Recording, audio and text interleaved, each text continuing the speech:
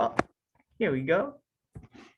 Hola, buenos días, doctor Robles Morales. ¿Cómo Hola, está? buenos días, Octavio, ¿qué tal? Muy buenos días a todos, ¿cómo están? ¿Me escuchan? Perfectamente bien, muchísimas gracias. Bueno. No, hombre, al contrario, gracias a ti por invitarme y gracias a todos ustedes por estar aquí.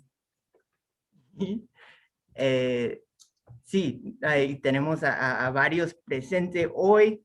Es gracias a nuestro invitado de hoy, me imagino. Y como mencionaba, tenemos a todos en mute, nomás porque es un protocolo que estamos usando mientras utilizamos Zoom, pero si alguien tiene cualquier pregunta, cualquier cosa que quieran mencionar, eso se puede hacer por el chat, por favor. Y bueno,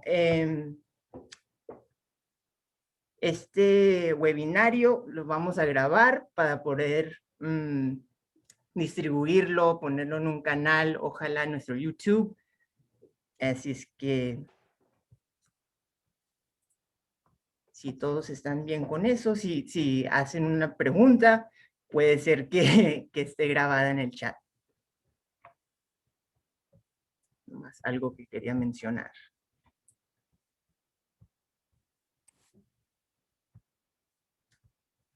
Ok, bueno, doctor, ya tenemos preparados unas preguntas para usted y si alguien más tiene algo que mencionar, podemos platicar sobre eso, pero muchísimas gracias por estar aquí con nosotros hoy. Este mes de febrero es el mes nacional de concientización sobre la prevención del cáncer. Así es que muy apto que nuestro invitado de hoy es un doctor, especialista. Pues bueno, bienvenido doctor, muchas gracias por estar aquí con nosotros. Pues muchas gracias por la invitación, de nuevo, Octavio, por la consideración. Es un honor estar aquí con ustedes, poder practicar un poquito de lo que yo me dedico, que es cáncer, y por supuesto mi interés de investigación, que es prevención del cáncer, ¿no? Y además agradecer a todos los invitados y todos los que están aquí y por supuesto los que están escuchando la grabación. Gracias por escucharnos. Ok, muchísimas gracias. Ahora le voy a pedir a mi colega que nos mueva al próximo slide. Next slide, please. Muchísimas gracias. Thank you. Bueno, doctor, mi primera pregunta para usted sería, ¿cuáles son unos buenos consejos que todos podemos tomar en cuenta cuando estamos hablando de tratando de prevenir el cáncer? Muy Como bien, pues este es el mes de eso. claro, pues en general ya está muy bien establecido los grandes factores de riesgo para que se generen cáncer, ¿no? Existen dos grupos, unos que no se pueden modificar, que son característicos propios nuestras, como la genética, los antecedentes familiares, etcétera. Pero existen muchos que se pueden modificar y es donde tenemos que tomar esos consejos que diré a continuación. Primero, por supuesto, no fumar, tener un consumo de alcohol moderado y tal vez ahora más importante y cada vez salen más investigaciones al respecto, tener actividad física constante y una dieta balanceada hará que podamos prever el cáncer en un gran número de ocasiones.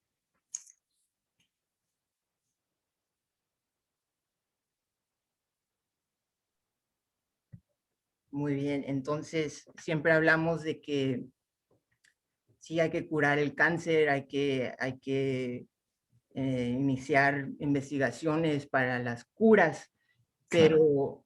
pero hay que también pensar en la prevención, ¿verdad? Es mejor nunca tener que lidiar con un tipo de cáncer que tener que tratarlo o curarlo. ¿Qué opina usted? Sí, por supuesto. La verdad es que la prevención no solo tiene lógica por el sentido de no estar enfermo, ¿no? Sino también para la cuestión económica y servicios de salud nuestros. Si nosotros tenemos la posibilidad de comprometernos con la prevención, pues en general tendremos una mejor salud, no solamente con el cáncer, sino una mejor salud en general. Es decir, muchos factores de riesgo asociados con cáncer se asocian a otras enfermedades como diabetes, presión alta, síndrome metabólico, y todos esos te llevan en diferentes ocasiones a recibir atención médica. Entonces, curiosamente, como beneficio de la prevención del cáncer y como medidas de prevención, puedes prevenir otras enfermedades y por consecuencia toma ahora un sentido mayor que es el de proteger la economía de nuestra sociedad, ¿no? Además, en general nosotros los hispanos pues tenemos conductas que son propicias en caso de generar un desbalance o de hacerse con exceso, pues de generar mayor riesgo de cáncer y otras enfermedades. Y esto es algo común, como por ejemplo, pues una carnita asada, ¿no? Y ahí te echas, no vamos a echar 2 cervezas y de repente se convirtieron en 6, se convirtieron en 8, o ay, cae muy bien un cigarrito con una cerveza. Ese tipo de detalles que son medidas, son costumbres que hemos heredado, en general pueden significar a futuro una complicación mayor, incluyendo el cáncer. Entonces, sin duda, el prevenir, el tener esta moderación nos hará siempre tener mejores resultados en cuanto a la salud global y, por supuesto, en cuanto al cáncer. ¿Y qué combinación, no? Una carne asada que nos pueda causar cáncer, carne roja con una bebida, siendo el alcohol carcinogénico, Claro. y vamos a fumar después para asegurarnos que nuestros pulmones también hay que tener cáncer ahí. Entonces sí, es algo que hay que platicar sobre eso y hay que ver y admitir que, admitir que a veces Claro. hay un problema, es el primer paso, ¿no? Por supuesto, estar conscientes. O sea, este mes de la concientización no solamente es cuestión de adquirir información y decir, ah, mira, ahora ya sé esto de este cáncer, sino que nosotros tomemos esta información y la hagamos valer y como bien lo dices, ser conscientes de que esto lo estamos haciendo y lo estamos haciendo mal. Y por supuesto, tomar medidas al respecto. Y preguntarnos también por qué, porque yo tomé una decisión cuando había empezado en la universidad en California, conocí unos amigos hippies que eran veganos, vegetarianos, y yo decidí, ah, bueno, me voy a hacer vegetariano. Y mi madre casi se desmayaba. Y los tamales, mijo, la carne asada, ¿qué vamos a hacer? Claro. Y resulta que la dieta mexicana, hay muchas variedades y hay muchos platillos que existían antes de la colonización española y eso me abrió pues un mundo de comida. Sí, claro. Sí, por supuesto, coincido plenamente contigo. En general, si nos vamos a los antepasados, pues el consumo de carnes ha sido un privilegio para el ser humano y la globalización y toda la industrialización, pero realmente no era tan fácil conseguir carne, ¿no? Y los platillos mexicanos son ricos en verduras, en cereales, y claro, hay gente más preparada en este grupo para platicar de esto, pero por supuesto que el ser vegetariano no significa alejarte de tu cultura, sino al contrario, significa tal vez regresar a los principios más básicos de tu cultura y eso nos ayudará, por supuesto, a prevenir una gran cantidad de enfermedades. En general, la dieta actual, digamos la dieta moderna, hispana, es la que ha tenido grandes problemas y va más de la mano con la socialización. Con el evento social, pues no, como que es más fácil hacer algo altamente alto en carbohidratos y grasas y como que gusta más que, por supuesto, ofrecer una variedad de comida que es más sana. Claro, quería, porque vi o una pregunta aquí en nuestro chat y parece que Rosy alzó su mano también, pero primero, ¿qué piensas sobre combinar los dos tratamientos convencional y alternativos? Esa es una pregunta de Adina García. Claro, pues yo siempre he creído y soy un fiel convincente de que uno no puede hablar en general de cosas que no conoce, pero no puede hablar ni bien ni mal. Es decir, yo no manejo medicina alternativa porque yo soy un alópata, pero estoy convencido de que si alguno de esos tratamientos se sometieran a investigación, pudieran tener grandes resultados. Y es que si empieza la investigación básica, a ver, ¿esto servirá para aquello? Entonces se empiezan a hacer preguntas de investigación y de ahí se desarrollan grandes proyectos que terminan culminando y conociendo nuevas estrategias para vencer el cáncer. Yo creo, y tengo esta premisa que es muy personal como médico, es mientras no te genere daño, o sea, que tú sientas que no te cae mal, porque eso es muy importante, no es como que, ay, estoy tomando esto y me siento bien mal, pero lo voy a seguir porque es la medicina alternativa. Sé que ser muy conscientes de eso. Yo no le veo ningún problema que intenten cualquier otra medida, y además la veo tal vez hasta sana psicológicamente, de que me siento completo yo como sobreviviente de cáncer con ese tratamiento, pero lo que sí es que yo sí les rogaría que si ya tenemos medicina basada en la evidencia, esa sí no la dejen. O sea, que no sea una o la otra. Yo creo que es bueno combinar, pero nunca dejar la medicina convencional que ya ha demostrado su eficacia en la ciencia por utilizar una alternativa de forma completa. Muy bien, entonces sería, si algo está funcionando, no hay que decir que, oh, eso es algo No, no. fuera de lo tradicional o de lo que hemos estudiado, pero también hay que abrir la posibilidad de que quizás hay otros modos o métodos. Claro. Bueno, hay que ir primero a Rosy a ver cuál es su pregunta. No sé si podemos quitarle el mute o si lo puede hacer por el chat. A ver, déjame ver si... Ok, Ahí está. gracias. Pues más que nada yo quería agradecer a Octavio y al doctor Robles de que hicieron un comentario de que la comida mexicana no es no saludable. La verdad, personalmente como mexicana me molesta mucho cuando la gente dice que la comida mexicana es no saludable y te engrasa y no, no es verdad y tal vez por eso puede ser difícil para algunas personas hispanas que viven aquí, piensan que tienen que dejar su comida tradicional en orden de comer saludablemente. Y no es verdad. Y ustedes dijeron, yo recuerdo creciendo, había en mi casa, nunca había refrescos, siempre había ensaladas, frijoles. En mi casa no usaban manteca, ¿no? Pero pollo asado. Entonces, para mí personalmente, yo siempre tuve la percepción de que mi comida creciendo fue muy saludable. Y lo que dice el doctor, no es la socialización o western que se hace americanizada, pienso yo, la comida rápida.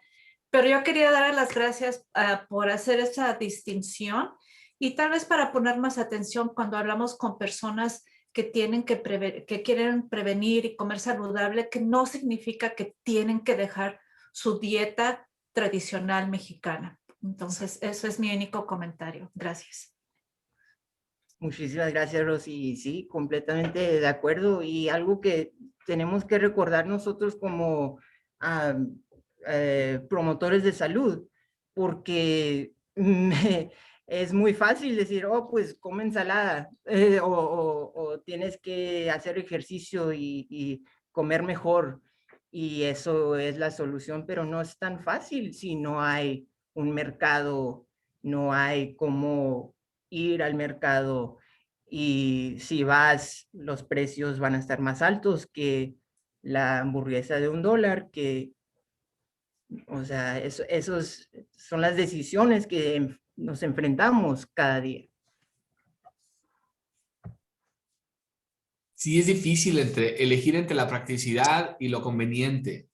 Sin embargo, lo fácil nunca ha sido lo mejor, al contrario, ¿no? Ya es muy conocido, ni siquiera hay que indagar ni hacer estudios nuevos. La comida rápida, la comida, digamos, básica, esencial, esa que está a la mano, no aporta prácticamente nada de nutrición, sino al contrario, aporta altos carbohidratos, altas grasas y todo eso puede traducirse en complicaciones, sobre todo asociadas a obesidad y diabetes, presión alta.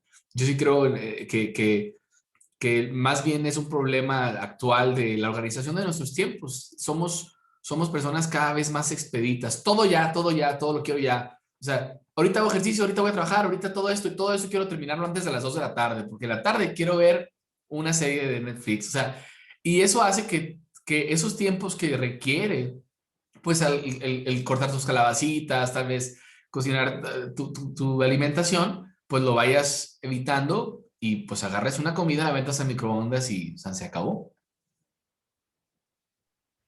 Y si estamos hablando de cáncer y la agricultura, y aparte hay todas esas las químicas Claro. para eh, preservar lo que es algo, un sistema económico, y ellos se quieren asegurar que lo que invirtieron en esos sistemas, entonces les van a dar más dinero. Entonces son problemas que podemos ver que ya,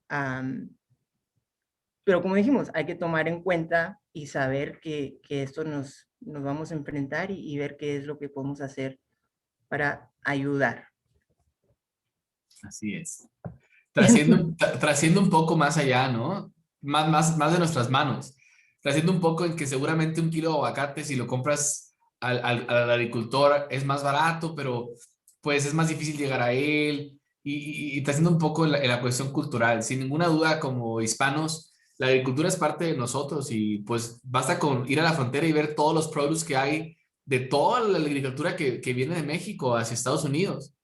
Y entonces ahí es el esfuerzo que se hace, seguramente se traducirá en mejor salud para nosotros, pero es un esfuerzo que hay que hacer, que no llegará fácilmente a nuestras manos y no va a estar en el Circle K ni va a estar ahí en el Walmart al ladito, ¿no? Hay que buscar alternativas un poco más sanas, que incluso esas industrias grandes pues ya tienen muchas alternativas, ¿no? Tienen carne magra, pavo, cosas que tienen muchísima menos grasa en general.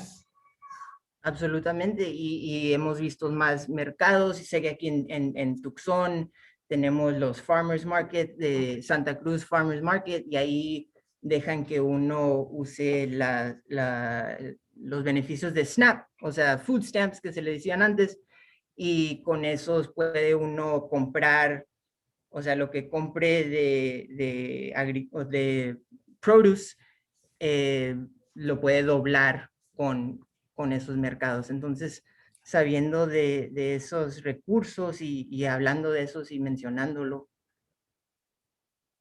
es parte de prevenir el cáncer. Exactamente, y hay que acercarnos a ese tipo de plataformas como el Cancer Outreach Engagement, porque te dan páginas, te ponen fotos, te ayudan a identificar zonas donde pudieras acercarte a hábitos más saludables. Y Rosy mencionó en el chat que calabacitas, nopalitos, sí, muy rico, ya me está dando hambre. Y aparte de comportamientos de salud, ¿qué otras cosas se pueden hacer para prevenir el cáncer? Pruebas de detección, screening, etcétera. Pregunta Rosy. Claro. Pues existen ya afortunadamente grandes avances tecnológicos para la prevención del cáncer. Hablando de la prevención más oportuna, digamos, antes de que se genere la lesión, pues incluso uno de los cánceres que más afecta a nuestra población hispana, como es el cáncer del cuello de la matriz o el cáncer cervicuterino, está asociado a la presencia de un virus que se llama virus del papiloma humano. Y en la actualidad ya existe una vacuna al respecto. Por lo menos en México y en los países de Latinoamérica, se pretende que los sistemas de salud lo obliguen, o sea, más bien gratuito y sea más bien muy accesible para todos entre los 9 y 11 años de edad. Y ya ha habido extraordinarios resultados como lo que pasó en Costa Rica, que tenía una vacunación cercana al 95% de todas las jóvenes entre 9 y 11 años de edad, y eso se va a traducir en un futuro seguramente en bajísimas tasas de cáncer cervicuterino. En la actualidad, incluso en México, en este año pasado se demostró que volvió a ocupar el segundo lugar en importancia de cánceres después del de mama, a pesar de que el Papa Nicolau, que es una prueba, como ya menciona Rosy, de screening, es tan accesible, es tan barato y solo depende de nosotros. Cada cáncer en particular tiene sus métodos de tamizaje y cierto que tamizaje que significa detección oportuna. Y es bien importante identificar que los factores de riesgo, o sea, concientizarme a mí como una persona de riesgo, me hará buscar esa situación. Les voy a dar un ejemplo como un varón hispano, ¿no? Empiezas con la cultura de la carne asada familiar cada fin de semana o cada 2 fines, consumes carne roja con altos niveles de cocción o muy caliente, que eso se asocia a pérdida de nutrientes y a hacer algo de contaminantes, te echas tus cervezas, entonces, ¿qué riesgos tengo? Por supuesto, cáncer colorectal, por ejemplo, ¿no? Y eso lo veremos cada mes que se venga, que de hecho el próximo mes es el mes de concentración de cáncer colorectal. Entonces tú, como un varón hispano que tiene mayor riesgo para ese cáncer, tienes que identificar cuáles son esas medidas de detección oportuna para, por supuesto, salir adelante con el cáncer. Entonces, esas pruebas de tamizaje, de prevención o de detección de cáncer pretenden agarrar en lesión premaligna, es decir, antes de que se genere el cáncer, o si ya muy malo, un cáncer en etapas tan tempranas que tus tasas de supervivencia sean extraordinarias.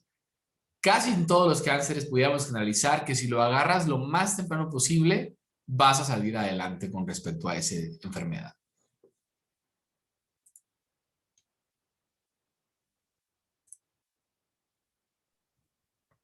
Así es. Knowledge is power, como se dice en Knowledge is inglés. power. Saber es poder, sí. Así es. Saber es poder, exactamente. Entonces, otra pregunta de Adina García, ¿qué tan acertado son los análisis de sangre para el cáncer?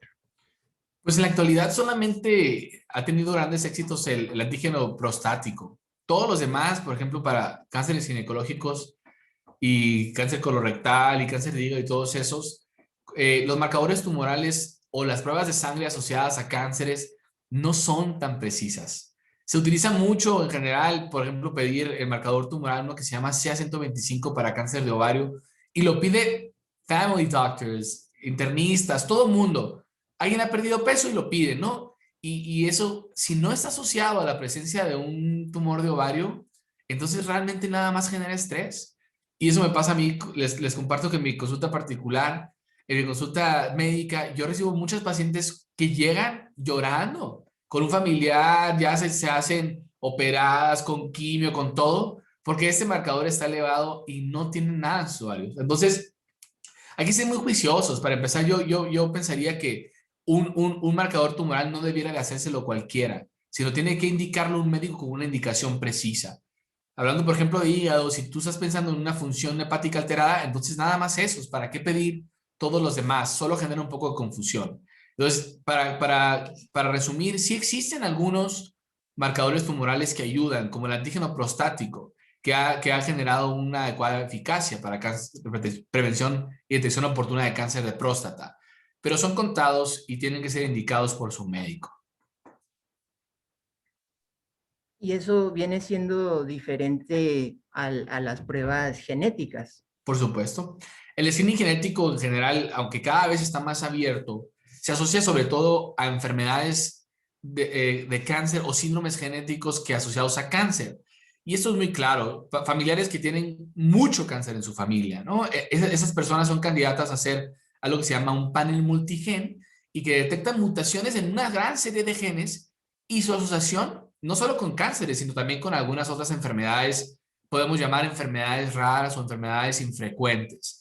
Entonces, no es para todos el screening genético porque la gran mayoría de los cánceres no son asociados a herencia, sino son asociados a factores, es multifactorial. Por dar un ejemplo así claro, el cáncer de mama, apenas el 10% como máximo se asocia a herencia. El 90% de las mujeres con cáncer de mama no tienen ningún factor genético asociado. Y por ejemplo, el cáncer de colon y recto, solo el 5% se asocia a herencia. Entonces, hay que ser, por supuesto, tiene su indicación y es extremadamente útil, pero sí, no es para todos tampoco.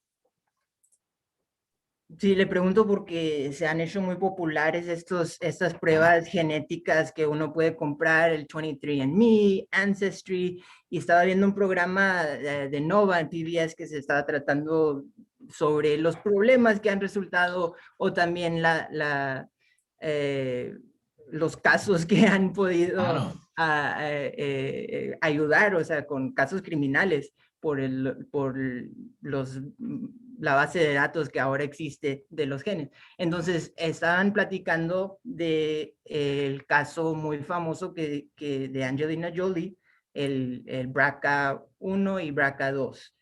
que muchos están pidiendo esa prueba porque vieron que este caso famoso, ella trató de evitar o prevenir el cáncer de mama en haciéndose la mastectomía.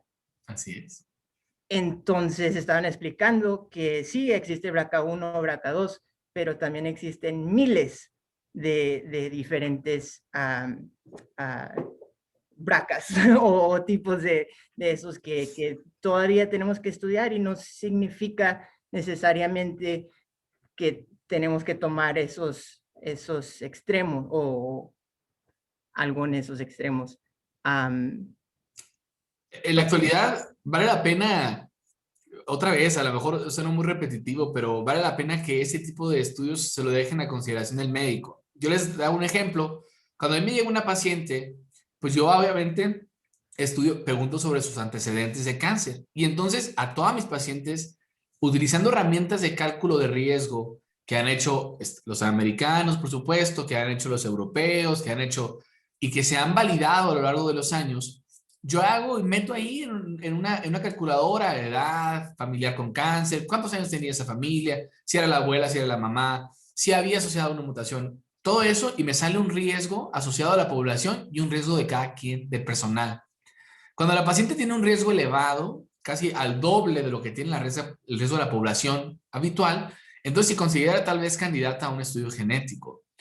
E incluso a pacientes que tienen ya el diagnóstico de cáncer de mama, cuando cumplen ciertas características, como por ejemplo que son menores de 40 años de edad o que tienen un tumor que es triple negativo, o sea, algunas características importantes, entonces vale la pena hacer, y como bien lo mencionas, no solo BRCA1 y BRCA2, sino hacer un panel multigen, porque no todo cáncer de mama genético es por BRCA1 y BRCA2. Ahora, sí, en general, tiene que ser muy específico esto. Uno de los problemas que yo veo que no me pasa tan frecuentemente, pero sí es común, es que existen algunos genes mutados que se le llama que son inciertas su proceder. Es decir, ponen ahí en el análisis genético. Este gen se asocia a un tipo muy específico de cáncer de colon, pero todavía no está verificado. Entonces tú sometes a la paciente a un screening como si tú supieras que le fuera a dar cáncer de colon. Y resulta que en 10 años, cuando se establece si sí está asociado o no, te dicen, ¿sabes qué? No estaba asociado.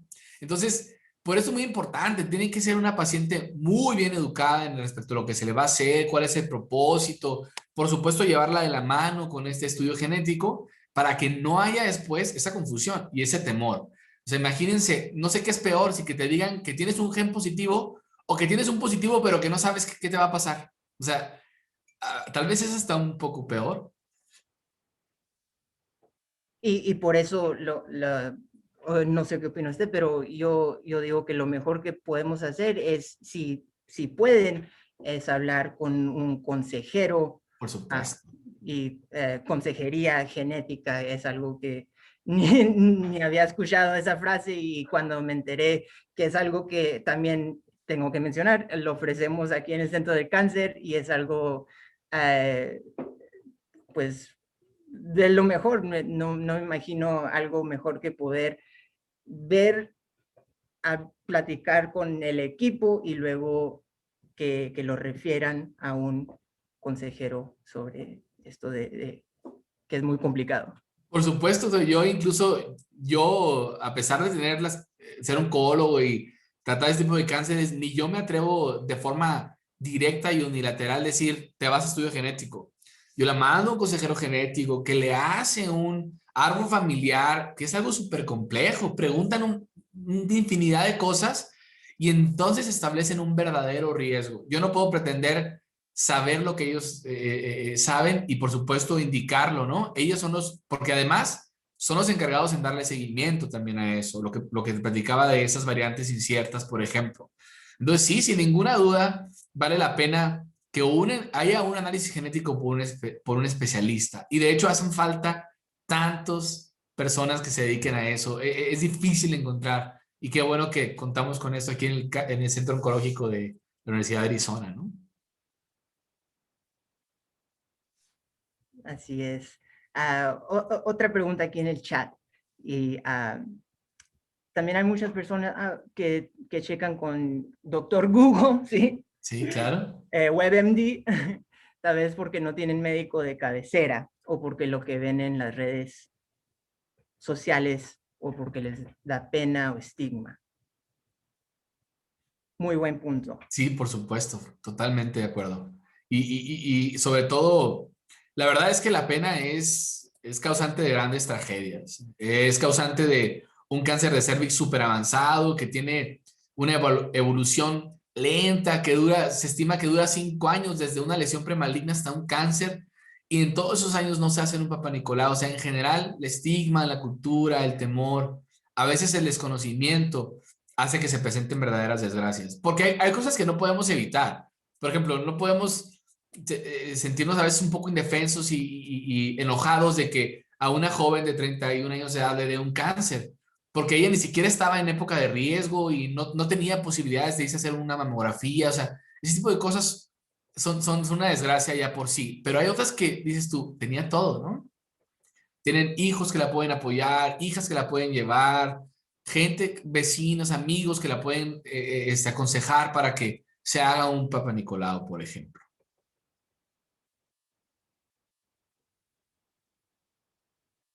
Ok, otra pregunta aquí en el chat. ¿La predisposición genética al cáncer es específica al tipo de cáncer? Me refiero a que si una paciente con antecedentes familiares a cáncer de mama es predispuesta a cáncer de mama o es la predisposición genética establecida de manera general a cualquier tipo de cáncer. Muy bien, es excelente pregunta, la verdad que como me da gusto contestarla. La respuesta es de las dos. Es decir, cuando a ti cuando tú tienes un familiar con cáncer de mama, y por supuesto, la gente asociada alrededor de ella, tiene, o él, porque también hay cáncer de mama en varones, tiene mayor riesgo de presentar cáncer de mama. Sin embargo, depende mucho de la mutación. Porque si hacemos un panel genético, pudiéramos encontrar mutaciones en unos genes que no solo generan cáncer de mama, sino que además pueden generar cáncer de páncreas, cáncer colorectal, cáncer, hasta cualquier glándula en general. E incluso hay unos síndromes que ya se conocen como síndrome de Lynch, de Coden, que bueno, que no son motivo de la práctica, pero que tienen mutaciones específicas y se asocian a diferentes tipos de cáncer, incluso dependiendo de si eres mujer o hombre, ¿no? Entonces, si tú tienes un antecedente de un cáncer en tu familia, por supuesto que tienes una predisposición para generar ese cáncer, pero potencialmente hablando, pudiera significar una mutación en un gen que pueda generar otros tipos de cánceres, ¿no?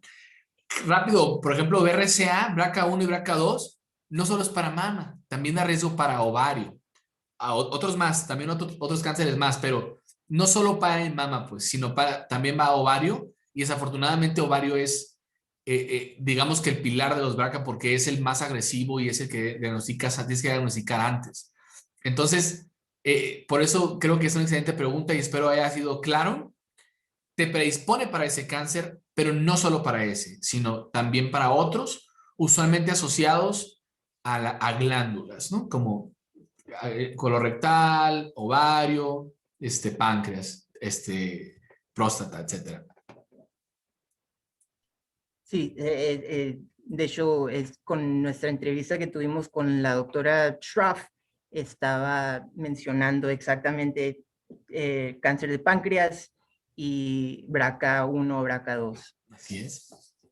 Y que es algo que... Y seguramente iremos encontrando más asociaciones, Octavio, porque entre más gente se acerca y permite que nosotros los investigadores utilicemos sus genes para estudiarlos, su sangre, que es muy importante, por supuesto, la participación de la población. La ciencia no avanza si la población no está con nosotros.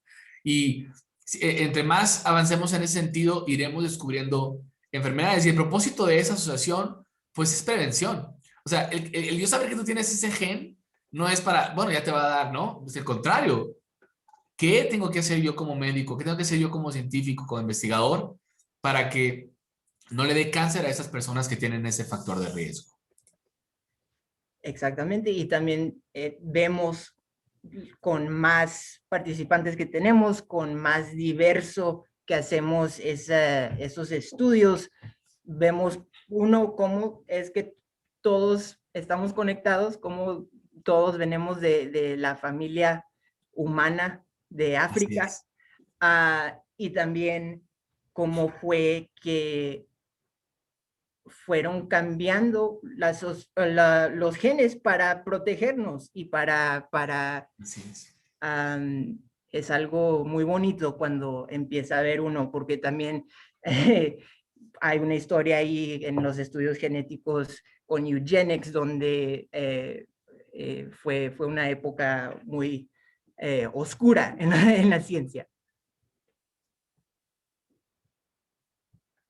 Así es. Tenemos otro comentario aquí.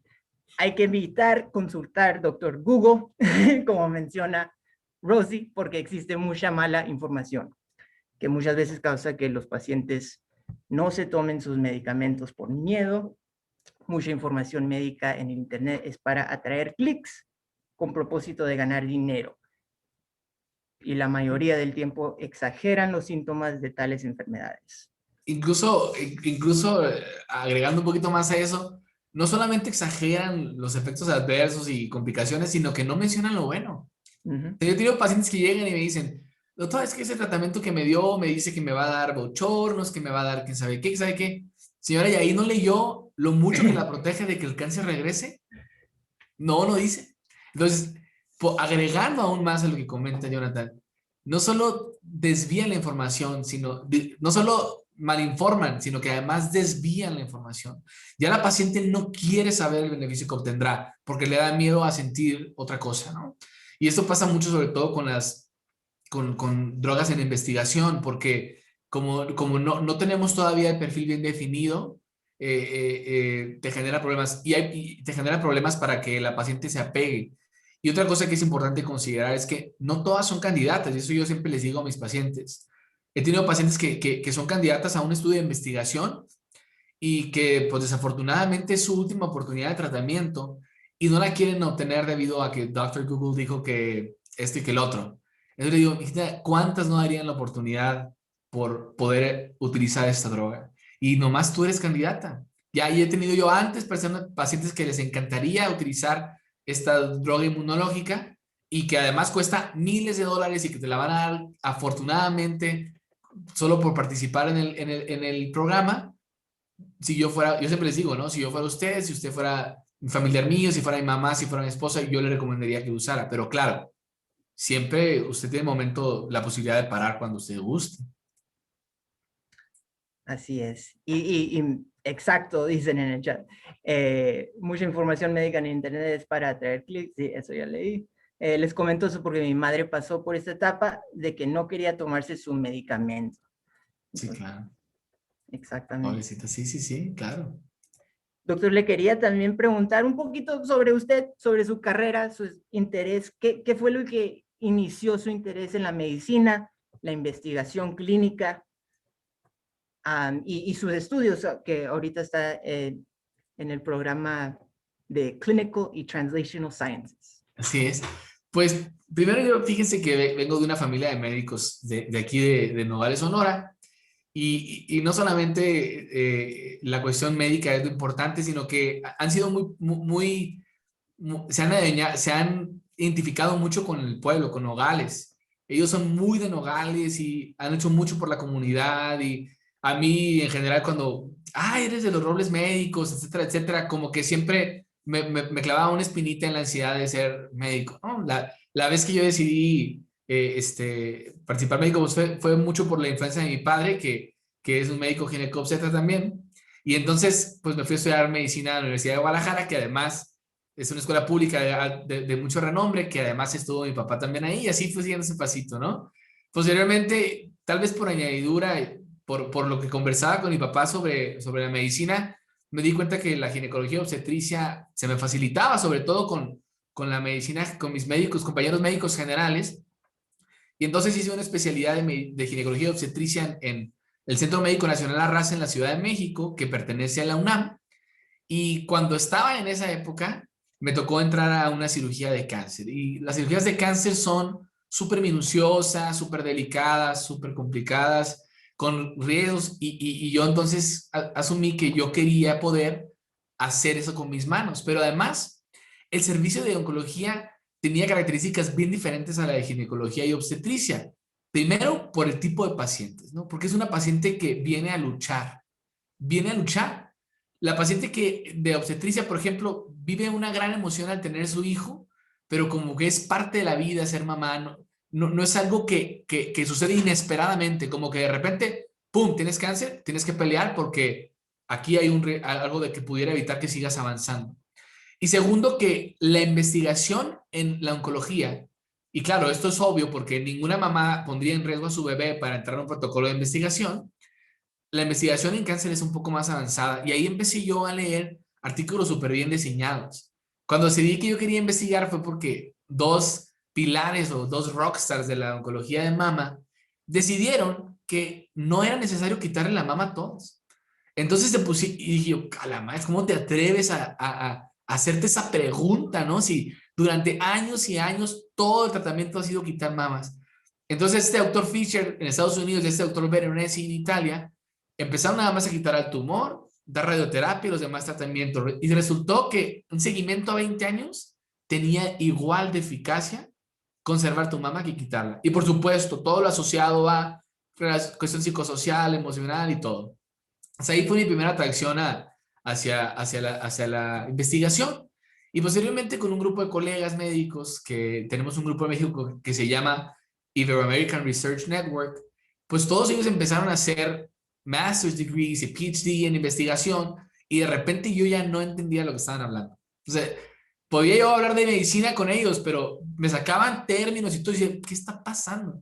Entonces fue que decidí yo, por supuesto, con mucha influencia de mis padres y apoyo de mi familia, de mi esposa y mis hijos, que a final de cuentas les robo tiempo para estar en esto. Su impulso me ha ayudado a yo seguir estudiando y ahora este PhD, este doctorado, tiene un súper noble objetivo que es acercar la ciencia básica y poderla llevar a la comunidad. Desde que aprendes y respondes en laboratorio una pregunta de investigación, ahora, no solo ya la respondí, ahora, ¿cómo lo hago para que mis pacientes se beneficien y que además la población? Y eso también fue un motivo que me impulsó. Cuando yo estudio mucho y trabajo muy bien y hago todo bien, yo de todas maneras mi impacto llega a la paciente que está frente a mí, a la paciente que está tratando. Pero ahora si todo sigue bien y seguimos adelante, la investigación que yo haga puede tener un impacto mayor, no solamente a mi paciente frente a mí, sino además de ella, a gran parte de la población. ¿Y qué más que población mía, que es del sur de Arizona, norte de Sonora, población a la que yo me enorgullezco de pertenecer como hispano y que además ha sufrido grandes disparidades y, por supuesto, zonas de bajos recursos en las que vivimos? Excelente, un 10 en la pregunta. Pues de eso se trata, de eso no nomás estar contentos sobre lo que estamos haciendo y todo está funcionando bien, pero hay que avanzar, hay que buscar si hay algo mejor. Y me da mucho gusto que esa es la meta. Así es. Sí, yo la verdad pensaba, siempre, nunca piensas que vas a llegar hasta un PhD, ¿no? Yo después de 4 años de ginecología obstetricia y luego 3 años de oncología y algunos otros años más en algunos diplomados, yo dije, ya, ¿no? Pero entonces se te van abriendo oportunidades y hay que seguirlas. Así es, ¿por qué no? Así es, ¿por qué no? Bueno, creo que nuestras preguntas ya las cubrimos. Claro, lo conocí de parte del programa Nosotros, comprometidos a su salud.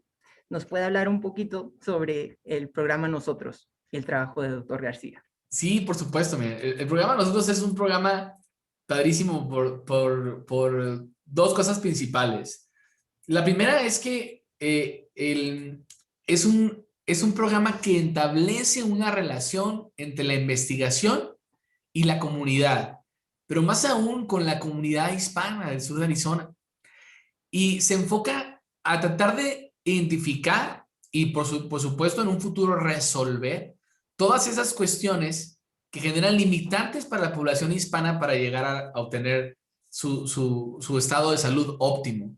La disparidad, la diferencia en cuestión económica, la dificultad de recursos, de adquirir recursos en salud. Y por supuesto, el objetivo es poco a poco ir estableciendo una relación tan fuerte que me permita a mí, como investigador, y al grupo nosotros como investigador, realmente responder a las deficiencias que tiene la población hispana. Es muy diferente nosotros creer que, no, yo creo que ellos batallan a ir con el doctor por la distancia.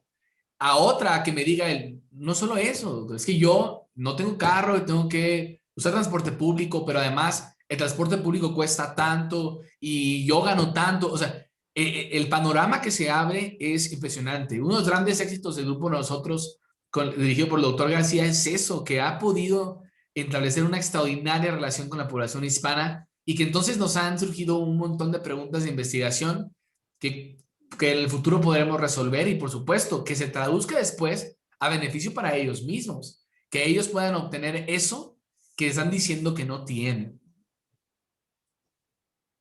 Perfecto, un modo de empoderar estas comunidades.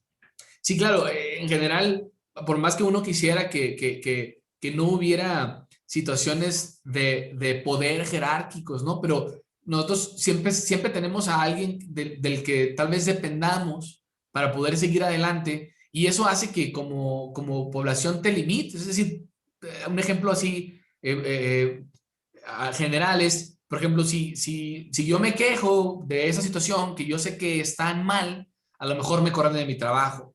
Entonces, esta relación nos permite a nosotros que nos dedicamos a la investigación poder traducir a las gentes que se encarga de esto para que nos ayuden a resolver problemas, ¿no? Que a lo mejor la población no se anima a decirlo, pero una vez dicho a nosotros podemos ser ese tipo de enlace para resolver esos problemas. Y por supuesto, así empoderar a nuestra comunidad hispana.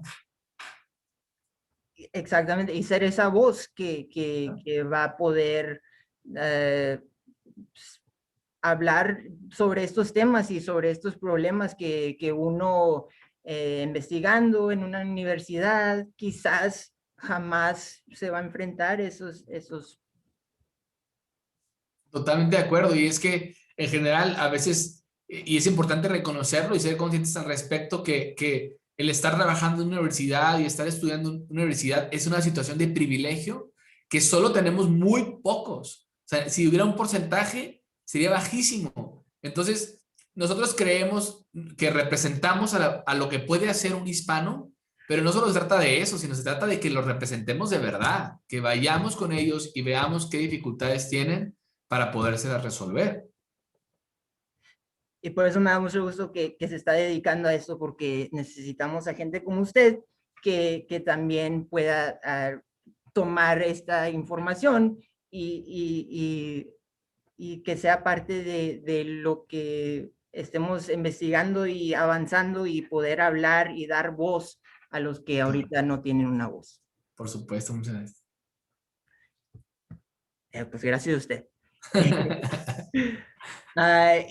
Hablando de nosotros, se enfocan en el cáncer, sé que hay unos estudios sobre el hígado. Sí. Sí, primordialmente el grupo de nosotros digamos que salió a la luz de la investigación con un proyecto de hígado asociado a cuestiones genéticas y por supuesto características principales de los hispanos y un estudio en particular que se llama FibroScan que nos detecta qué tanta fibrosis o grasa tiene el hígado y por ende poder predecir si tienes riesgo de desarrollo de cirrosis o enfermedad. Ese es un extraordinario trabajo que está por publicar el doctor García y por supuesto que tuvo dos grandes logros. Uno, establecer muy bien la característica de la población latina y su riesgo para enfermedad hepática, pero además le dio a muchos hispanos la posibilidad de recibir exámenes de laboratorio, pruebas genéticas y FibroScans que a lo mejor no hubieran ellos por sí solo ir a tomar. Primero porque no saben que tienen el riesgo y segundo por la poca accesibilidad que hay. Este programa se pretende se pretende que se pueda esparcer por todo el sur de Arizona, incluyendo Nogales, Yuma y otras poblaciones como esas, para poder ofrecerles esto a la población hispana. Y otra vez, beneficiar a la población con ese estudio y además obtener datos que nos ayuden a nosotros a investigar para futuras respuestas. Y además este grupo nosotros, como bien se nota, bien dirigido, se han hecho algunas ramas de la población, y digo, del mismo grupo, y una de las ramas a las que yo pertenezco, que es dirigida por otra colega que se llama Melissa, es tratar de hacer una captura de las características principales de toda la población hispana o el mayor número de hispanos que podamos reclutar, con el propósito de poder después decir, mira, los hispanos del sur de Arizona tienen esta característica principal que además la lleva a este riesgo. ¿Qué les parece si hacemos una intervención, modificamos dieta, hacemos ejercicio, algo en esta población de riesgo y entonces se traduce a la prevención de cáncer? O por lo menos nos permitirá, porque claro, es un objetivo bastante pretencioso tener un gran número de hispanos que ojalá podamos reclutar y que nos ayuden todo el mundo a reclutar, porque nos dará una pauta para empezar algo que se llama medicina individualizada.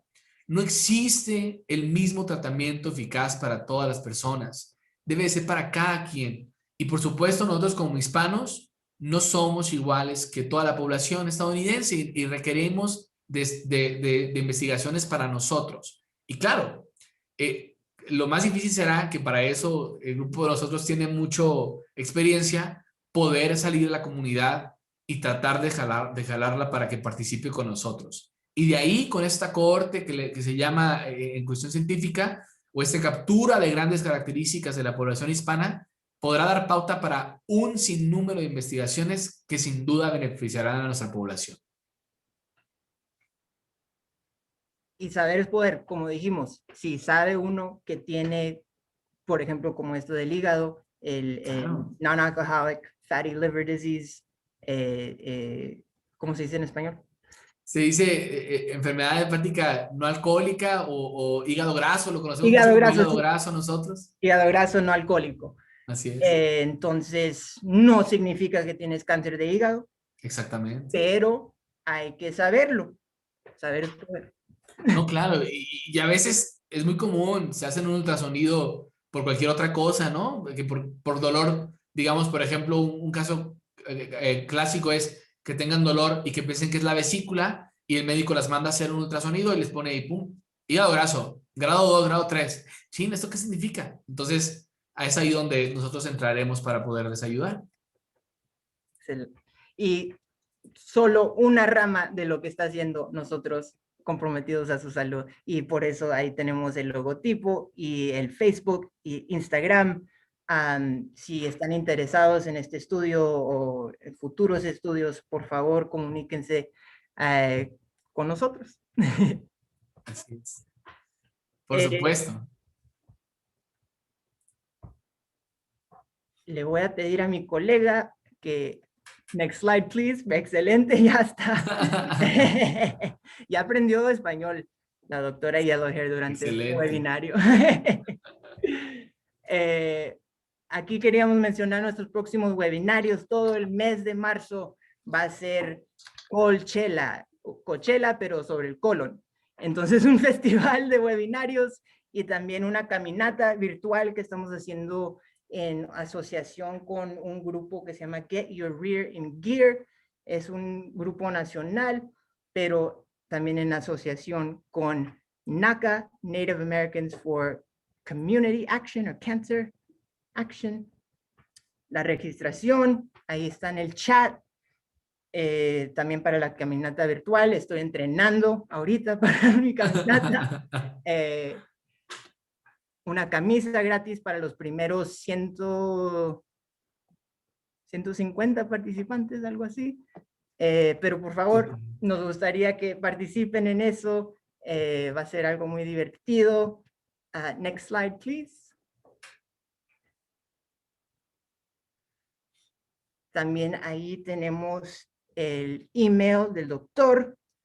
Si tienen cualquier pregunta que no pudimos a cubrir hoy nuestro Red Cap, una evaluación para que se ganen un premio y nuestras redes sociales ahí.